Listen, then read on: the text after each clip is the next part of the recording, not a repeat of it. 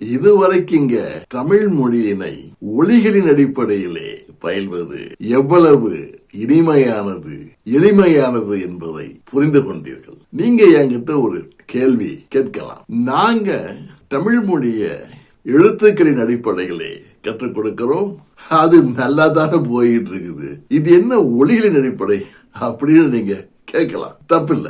இப்பங்க இந்த English, French, German போன்ற மொழிகள்ல 26 எழுத்துக்கள் தான் இருக்குது, எளிதா ஞாபகம் வச்சுக்கிறாங்க. ஆனா தமிழ் மொழியில 247 எழுத்துக்கள் இருக்கின்றன. அந்த எழுத்துக்களின் எழுத்து வடிவங்களை, லெட்டர் ஷேப்ஸ், அந்த எழுத்துக்களின் ஒளி வடிவங்களை, சவுண்ட் ஷேப்ஸ் ஞாபகத்துல வச்சுக்கிட்டாதான் நம்ம பிள்ளைங்க தமிழோடு பயணிக்க முடியும். ஒரு எழுத்தை பார்த்த உடனே இது ரே, இது தோ, இது லோ, இது லை என்று அவர்களுக்கு தெரிய வேண்டும். தெரியவில்லை என்றால் சொற்களை அமைக்கும் போது நிறைய தவறுகளை பண்ணிவிடுறாங்க. 10 ஆண்டுகளாக தமிழ் படிக்கிற பிள்ளைங்க கூட பிழை இல்லாமல் தமிழை எழுத முடியவில்லை. காரணம் எழுத்துக்களின் எண்ணிக்கை. ஒலிகளின் அடிப்படையிலே தமிழ் மொழியை பயின்றால் இந்த பிரச்சனையே இல்லைங்க. எப்படின்னு கேட்டீங்கன்னா, எடுத்துக்காட்டா இந்த எழுத்தை பாருங்கள். எழுத்துக்களின் அடிப்படையிலே படிக்கின்ற ஒரு மாணவரிடத்திலே இது என்ன எழுத்து என்று கேளுங்கள். இந்த எழுத்தை அடிக்கடி பார்த்திருந்தா சொல்லிவிடுவான், பார்க்கவில்லை என்றால் தடுமாறுவான். ஆனால் ஒலிகளின் அடிப்படையிலே படிக்கின்ற மாணவன் இந்த எழுத்தை முதலாக பார்த்த உடனேயே அவனால் அதை உச்சரிக்க முடியும். எப்படி?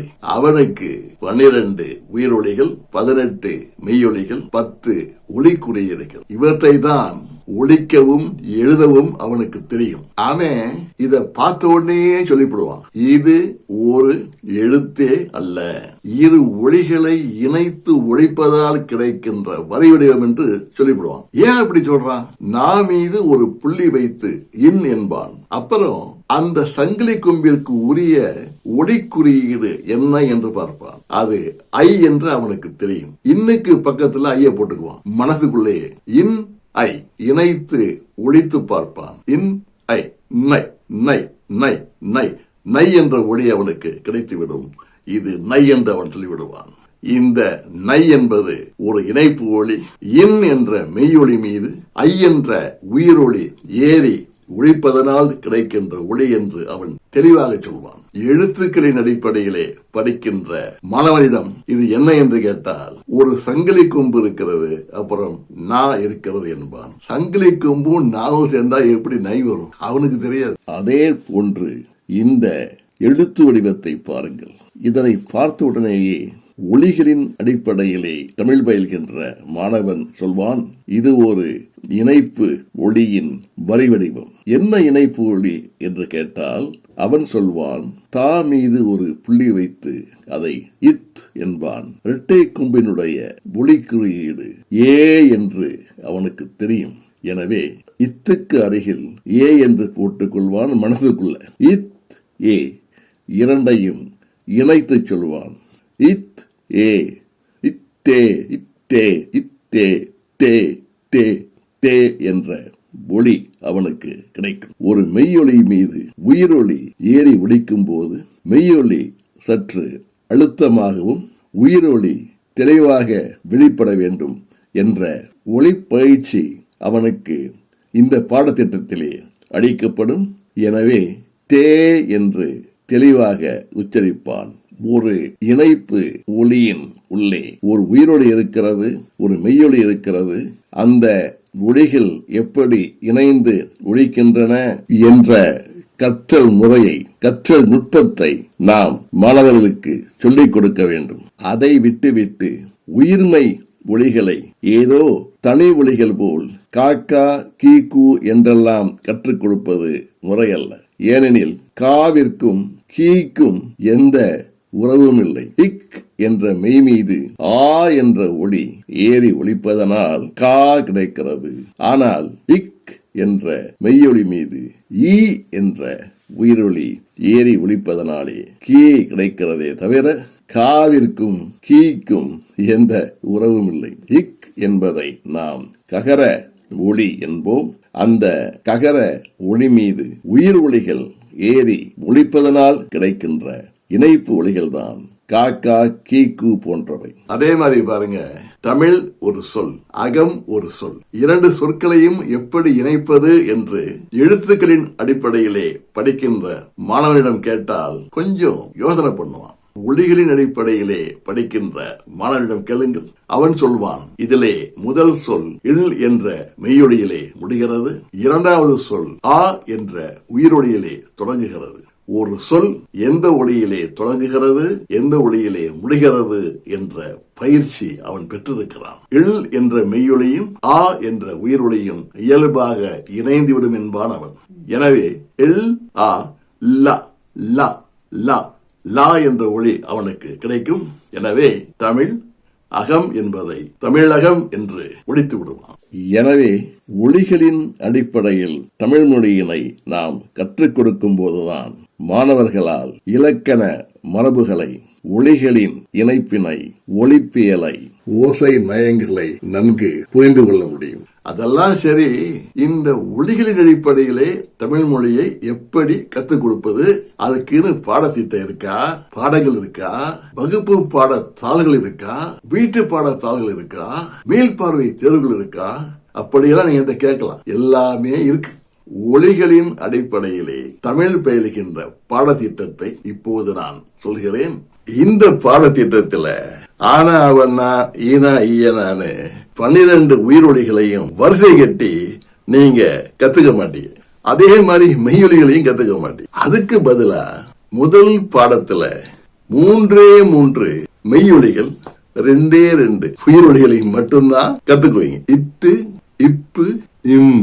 இந்த 3 மெய்யொலிகளையும் ஆ ஆ என்ற 2 உயிரொலிகளையும் கத்துக்குவீங்க. அந்த ஒலிகளை எப்படி ஒலிப்பது, எப்படி எழுதுவது என்பதற்குரிய பயிற்சிகளை நீங்கள் பெறுவீர்கள். இதான் பாடம் 1. இரண்டாவது பாடத்திலே இந்த 3 மெய்யொலிகளுக்கும் ஆ என்ற உயிரொலிக்கும் இடையே இலையோடுகின்ற உறவு முறை, அந்த உறவு முறையிலே தா பா மா என்ற ஒலிகள் எப்படி பிறக்கின்றன என்பதை இரண்டாவது பாடத்துல நீங்க கத்துக்குவீங்க. மூன்றாவது பாடத்துல இந்த இட்டு, இப்பு, இம் என்ற ஒலிகளுக்கும் ஆ என்ற உயிரொலிக்கும் இடையே இலையோடுகின்ற உறவுமுறை, அதனால தா பா மா என்ற இணைப்பு ஒலிகள் எவ்வாறு பிறக்கின்றன என்று கற்றுக்கொள்வீர்கள். அந்த இணைப்பு ஒலிகளுக்கு எப்படி வரி வடிவங்களை கொடுப்பது என்பதையும் நீங்கள் கற்றுக்கொள்வீர்கள். எடுத்துக்காட்டாக மெய் ஒலியினுடைய புள்ளியை எடுத்துவிட்டு ஆவின் ஒலி குறியீட்டை சேர்த்தால் இணைப்பு ஒலி கிடைத்துவிடும். அடுத்து 4வது கற்றல்படியில இதுவரைக்கும் நீங்க அறிந்து கொண்ட மெய்யொலிகள் 3: இட்டு, இப்பு, இம். உயிரொலிகள் ஆ ஆ. இணைப்பு ஒலிகள் டா பா மா, டா பா மா.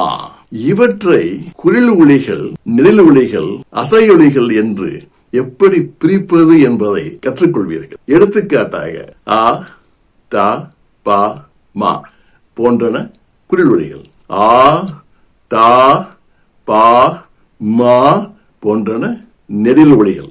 அப் அம் பட் டம் போன்றன அசை ஒலிகள், சிலபிள் சவுண்ட். இவற்றை பயன்படுத்தி எப்படி சொற்களை அமைப்பது என்பதை இந்த பாடத்துல நீங்க தெரிஞ்சுக்குவீங்க. அப்பா அப்பா, அம் மா அம்மா, பாடம் பாடம், பட்டம் பட்டம் போன்ற சொற்களை உருவாக்குகின்ற முறையை இந்த பாடத்துல நீங்க தெரிஞ்சுக்குவீங்க. அவ்வளவுதாங்க, முடிஞ்சு போச்சு. 3 மெய்யொலிகள், 2 உயிரொலிகளை எடுத்துக்கொண்டு எப்படி இணைப்பு ஒலிகளை உருவாக்குவது, இணைப்பு ஒலிகளுக்கு எப்படி வரி வடிவங்கள் கொடுப்பது, இவற்றை எப்படி குறில் நெடில் அசை என்று பிரிப்பது, பிரித்த பின் அவற்றை வைத்து சொற்களை உருவாக்குவது என்பதுதான் இந்த பாடத்திட்டத்தினுடைய முதல் கட்டமைப்பு. 2வது கட்டமைப்புல இன்னும் 2 மெய்யொலிகள், அப்புறம் அதுகளுக்கும் 2 உயிரொலிகளுக்கும் இடையே இலையோடுகின்ற உறவு முறை. அடுத்த கட்டமைப்புல இன்னும் 2 உயிரொலிகள். இப்படித்தான் செல்கிறது இந்த பாடத்திட்டம். இந்த ஸ்டெப் பை ஸ்டெப் லேர்னிங் ப்ராசஸ்ல மாணவர்கள் தாங்கள் கற்ற எதையுமே மறக்க மாட்டாங்க. ஏன்னா அவர்கள் பயன்படுத்த போகின்ற நூல் மற்றும் பயிற்சி ஏடு இது.